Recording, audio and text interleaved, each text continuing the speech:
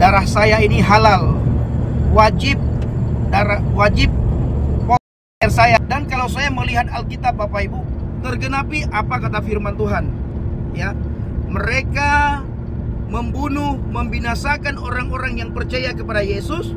Mereka berpikir mereka dapat pahala dari Tuhannya, mereka lagi beribadah kepada Tuhannya, mereka lagi menyenangkan hati Tuhannya Bapak Ibu.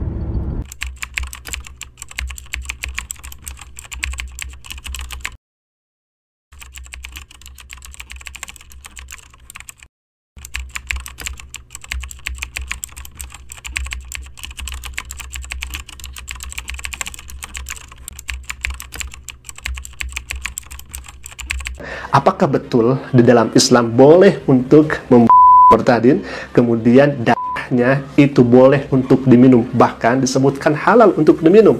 Waliyahzubillah. Baik, kita akan jawab semuanya. Yang pertama, bolehkah murtadin ketika dia keluar dari Islam kemudian bolehkah seperti itu? Baik, kita akan langsung ke zaman Nabi SAW. Bagaimana sikap dan bagaimana perlakuan Nabi SAW melihat sahabatnya yang kemudian ada yang murtad kembali ke ajaran nenek moyangnya untuk menyembah berhala. Apa yang kemudian Nabi SAW lakukan? Yang pertama, ada sahabat Nabi SAW yang bernama Hakam bin Abi Al-As. Dia pernah masuk Islam, kemudian dia kembali kepada agama nenek moyangnya, yakni menyembah berhala. Dia terkenal mengejek Nabi dan mencela Nabi. Lantas, apakah Hakam bin Abi Al-As ini kemudian dibunuh?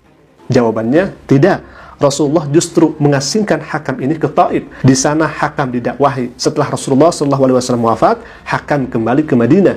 Jawabannya adalah sahabat Nabi yang kemudian murtad kembali ke dalam ajaran nenek moyangnya menyembah berhala tidak diapa-apakan oleh Nabi SAW, justru diamankan dan diasingkan oleh Nabi SAW ke Taif. Pertanyaannya kemudian, apakah orang yang murtad di zaman Nabi SAW lalu kemudian mereka jawabannya ada. Tetapi di sini harus tahu terlebih dahulu kenapa alasan mereka Yang pertama, ada Abdullah bin Khotal. Dia masuk Islam dan dia keluar dari Islam. Apa yang ia lakukan pasca murtadnya? Dia membunuh orang muslim, dia menganiaya muslim, bahkan dia membuat syair-syair untuk memecah belah umat Islam, dan dia masuk ke orang kafir Quraisy untuk menyerang Nabi SAW. Sudah dia menghina Nabi, melecehkan Islam, dia membunuh umat Islam, maka di sini hukuman ditegakkan di dalam Islam. Jadi harus tahu dulu penyebabnya, kenapa murtadin ini dibunuh. Ternyata kejahatannya bukan hanya murtad, tetapi dia sudah membunuh umat Islam. Yang selanjutnya, yang kedua, ada Muqis bin Subabah.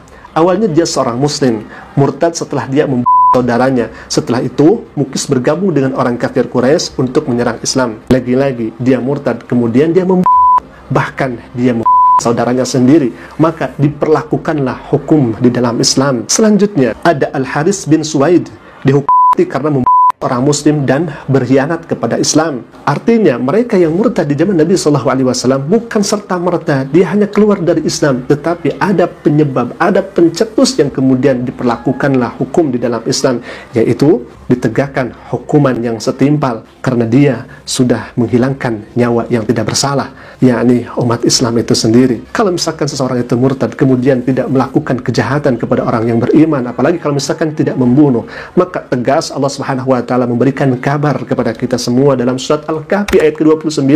Faqala ta'ala, a'udzubillahi minasyaitonir rajim, bismillahirrahmanirrahim, faman syaa'a falyu'min wa man syaa'a falyakfur. Barang siapa yang ingin beriman, silahkan dia beriman. Barang siapa yang ingin kafir, maka silahkan saja ia kafir. Tetapi hati-hati, kalau misalkan Anda kemudian mati di dalam kekafiran, maka hati-hati, Allah Subhanahu wa taala sudah sediakan neraka yang menyala-nyala bagi orang-orang yang membangkang daripada aturan daripada Allah Subhanahu wa taala. Artinya Allah memberikan pilihan kepada kita. Kalau misalkan ingin beriman, silahkan beriman. Kalau misalkan ingin kafir, maka silahkan kafir. Tetapi hati-hati, lil-zalimina narah, bagi orang-orang yang zalim, orang-orang yang kafir, siap-siap nanti tempat kembalinya. Tetapi kalau misalkan dia sudah murtad, umat Islam, kemudian memecah umat Islam, mengadu domba umat Islam, maka hukum di sini ditegakkan. Bahkan harus diingat, bukan hanya umat Islam yang sejatinya menegakkan hukuman, tetapi bisa kita lihat bersama di negara yang mayoritasnya non-muslim, mereka menegakkan hukuman mati.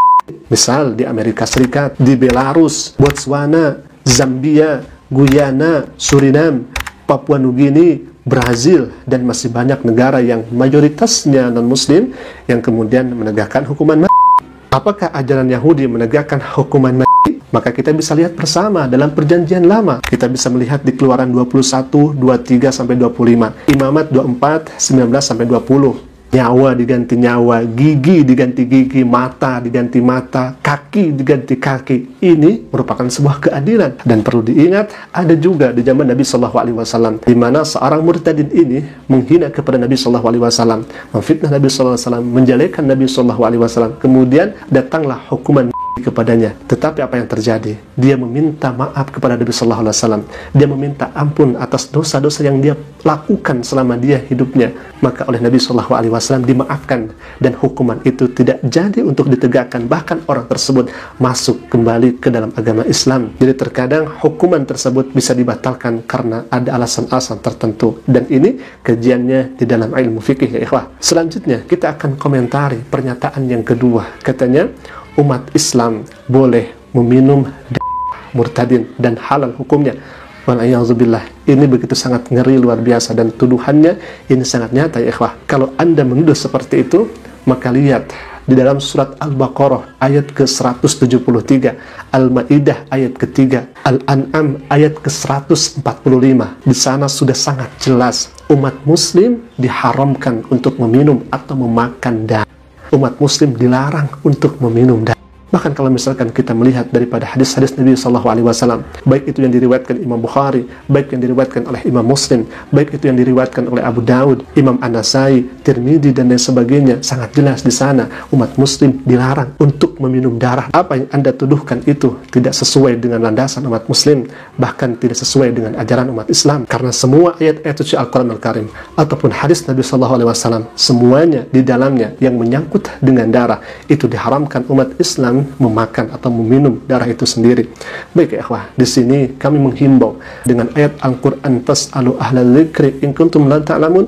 Kalau misalkan belum paham dan mengerti tentang Islam, kemudian bertanya kepada orang yang paham tentang Islam, maka insya Allah jawaban-jawaban akan didapatkan ketika ditanyakan kepada orang yang kemudian paham terhadap agama, agar kita tidak menyesal di kemudian hari. Semoga beliau bisa melihat tayangan ini dan sebarluaskan. Semoga video ini bisa mengcounter apa yang kemudian tadi disebutkan di awal, ya ikhwan. Baik, mungkin itu dulu video yang bisa kami sampaikan. Semoga bermanfaat. Jika bermanfaat, silakan klik saja tombol subscribe-nya dan jangan lupa aktifkan juga notifikasinya agar setiap kami upload video baru, insya Allah akan menjadi pemberitaan untuk kita semua. Assalamualaikum warahmatullahi wabarakatuh.